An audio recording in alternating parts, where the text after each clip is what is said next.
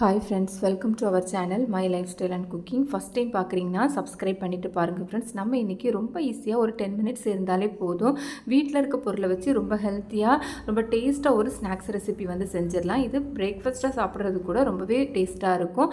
வாங்க இப்போ இந்த ரெசிபி எப்படி பண்ணலான்னு பார்க்கலாம். இது செய்கிறதுக்கு ஒரு பேன் வந்து ஸ்டவ்வில் வச்சுருக்கிறேன். கூடவே ஒரு 2 டேபிள் ஸ்பூன் அளவு வந்து ஆயில் வந்து சேர்த்துருக்கிறேன். ஆயில் நல்லா ஹீட் ஆனதுக்கப்புறமா இதில் வந்து வெங்காயம் சேர்த்துக்கலாம். நான் வந்து பெரிய சைஸில் ஒரு வெங்காயத்தை இந்த மாதிரி ஸ்லைசஸாக கட் பண்ணி வச்சுருக்கிறேன். கூடவே ஒரு பச்சை மிளகாவும் இந்த மாதிரி சின்னதாக கட் பண்ணி ஆட் பண்ணியிருக்கிறேன். இப்போது நம்ம இதை வெங்காயத்தெல்லாம் நல்லா வந்து வதக்கி எடுத்துக்கலாம். நமக்கு ரொம்பலாம் வதங்கி வரண்டாம், ஒரு டிரான்ஸ்பரண்ட்டாக வரும்ல, அந்த மாதிரி வதக்கி எடுத்துக்கிட்டாலே போதும். வெங்காயம் வதங்குறதுக்கு உங்களுக்கு உப்பு தேவைப்பட்டால் கூட நீங்கள் கொஞ்சம் ஆட் பண்ணி வதக்கி எடுத்துக்கலாம். இப்போ பார்த்தீங்கன்னா வெங்காயம் வந்து நல்லா வதங்கி வந்துடுச்சு. இப்போ இது கூடவே ஒரு 3/4 டேபிள் ஸ்பூன் அளவு வந்து இஞ்சி பூண்டு பேஸ்ட் வந்து ஆட் பண்ணிக்கலாம். இஞ்சி பூண்டு பேஸ்ட் வந்து ஆட் பண்ணி நல்லா பச்சை வாசனை போகிறது வரையும் வதக்கி எடுத்துக்கோங்க. இப்போ நம்ம இதில் வந்து கொஞ்சமாக மல்லி இலை சேர்த்துக்கலாம். இந்த மாதிரி கட் பண்ணி சேர்த்துருக்கிறேன். நீங்கள் மல்லி இலைக்கு பதிலாக கருவேப்பிலை கூட ஆட் பண்ணிக்கலாம். இந்த மாதிரி கட் பண்ணி சின்னதாக கட் பண்ணி ஆட் பண்ணிக்கோங்க. இதெல்லாம் சேர்த்து நல்லா ஓரளவு வதங்கி வரட்டும்.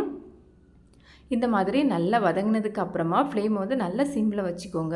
வச்சுட்டு இதில் வந்து இப்போ மசாலா ஐட்டங்கள்லாம் ஆட் பண்ணிக்கலாம். நான் வந்து ஒரு 1/4 டீஸ்பூன் அளவு வந்து மஞ்சள் பொடி சேர்த்துருக்கிறேன்.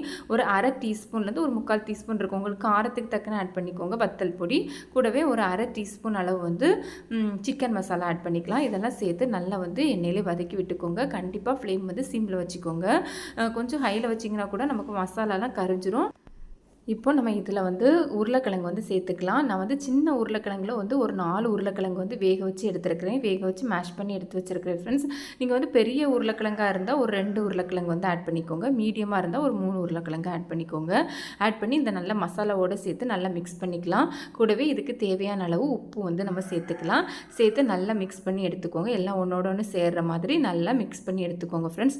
அவ்வளோதான், நமக்கு வந்து ஸ்டஃபிங்ஸ் ரெடி ஆகிடுச்சு. இப்போ நம்ம ஃப்ளேம் வந்து ஆஃப் பண்ணிடலாம். இது வந்து ஆறட்டும். அடுத்ததாக நமக்கு இதுக்கு தேவைப்படுறது பார்த்திங்கன்னா இட்லி மாவு. உங்களுக்கு நல்ல புளிச்ச இட்லி மாவாக இருக்குது அப்படின்னா இதில் கொஞ்சமாக வந்து அரிசி மாவு சேர்த்துக்கோங்க. ஒரு 3 டேபிள் ஸ்பூன் வர கூட நீங்கள் அரிசி மாவு வந்து சேர்த்துக்கலாம். நான் வந்து இங்கே 3 டேபிள் ஸ்பூன் வந்து அரிசி மாவு சேர்த்துருக்கிறேன். நீங்கள் வந்து உடனே ஆட்டின இட்லி மாவாக இருந்தால் கூட நீங்கள் எடுத்து இந்த ஸ்நாக்ஸ் செய்யலாம். இல்லை 1 டே வந்து ஃபெர்மெண்ட் ஆனால் கூட நீங்கள் செய்யலாம். அப்படி செய்கிறதா இருந்தால் நீங்கள் வந்து அரிசி மாவு சேர்க்க வேண்டாம். லைட்டாக ஒரு புளிப்பு டேஸ்ட் இருந்தால் நல்லா தான் இருக்கும். இந்த மாதிரி நல்லா மிக்ஸ் பண்ணதுக்கப்புறமா இதில் தேவையான அளவு தண்ணி சேர்த்து மிக்ஸ் பண்ணிக்கோங்க. ரொம்ப நமக்கு வந்து தோசை மாவு மாதிரி வர வேண்டாம். தோசை மாவுக்கும் இட்லி மாவுக்கும் இடப்பட்ட அந்த மாதிரி ஒரு கன்சிஸ்டன்சியில் இருக்கிற மாதிரி பார்த்து எடுத்துக்கோங்க. இந்த மாதிரி தேவைக்கு தண்ணி சேர்த்து இந்த மாதிரி ஒரு கன்சிஸ்டன்சிக்கு மிக்ஸ் பண்ணி எடுத்துக்கலாம். மாவு வந்து ரொம்ப நல்லா புளிச்சு போய் இருந்து அப்படின்னா நீங்கள் எடுக்க வேண்டாம். ஓரளவு நல்லா புளிப்பாக இருந்தால் கூட நீங்கள் எடுத்து அரிசி மாவு மிக்ஸ் பண்ணி செஞ்சுக்கலாம் ஃப்ரெண்ட்ஸ். இப்போ பார்த்தீங்க அப்படின்னா நம்ம ரெடி பண்ணியிருந்த ஸ்டஃபிங்ஸ் எல்லாம் நல்லாவே ஆறி வந்துடுச்சு. இந்த மாதிரி அதிலேருந்து கொஞ்சமாக எடுத்து இந்த மாதிரி சின்ன சின்ன பால்ஸாக பிடிச்சி எடுத்துக்கோங்க. இந்த மாதிரி நம்ம எல்லாத்தையுமே ரெடி பண்ணி எடுத்துக்கலாம். இப்போ பார்த்தீங்கன்னா நான் எல்லா ஸ்டஃபிங்ஸும் இந்த மாதிரி சின்ன பால்ஸஸாக ரெடி பண்ணி எடுத்துருக்கிறேன்.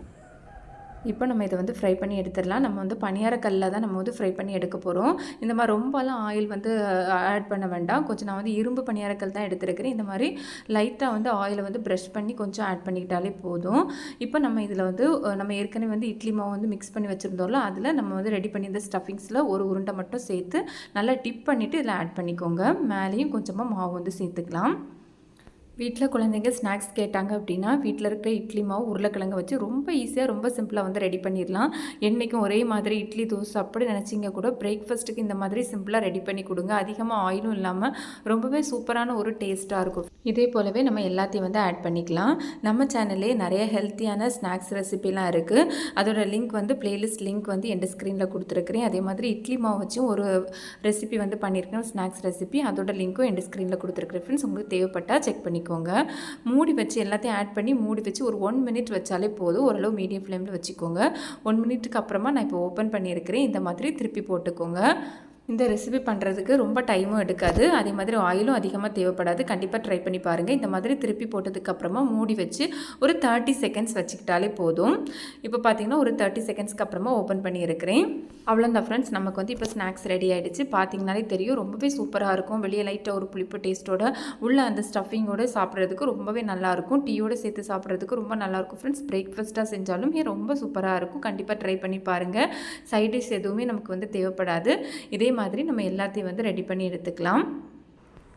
ஃப்ரெண்ட்ஸ் அவ்வளோதான் நமக்கு வந்து ஒரு சூப்பரான ஒரு டேஸ்டியான ஒரு ஸ்நாக்ஸ் ரெடி. இந்த ஸ்நாக்ஸ் பார்த்திங்க அப்படின்னா அந்த ஸ்டஃபிங்கோடு சேர்த்து சாப்பிட்றதுக்கு வேறு லெவல் சூப்பர் டேஸ்ட்டாக இருக்கும். நான் இப்போ அதை பிச்சு காமிக்கிறேன். உங்களுக்கு பார்த்தாலே தெரியும் எந்தளவு சூப்பராக இருக்குன்னு. உங்களுக்கு இந்த வீடியோ பிடிச்சிருந்தால் லைக் பண்ணி ஷேர் பண்ணி சப்ஸ்கிரைப் பண்ணுங்கள் ஃப்ரெண்ட்ஸ். தேங்க்ஸ் ஃபார் வாட்சிங். பாய்.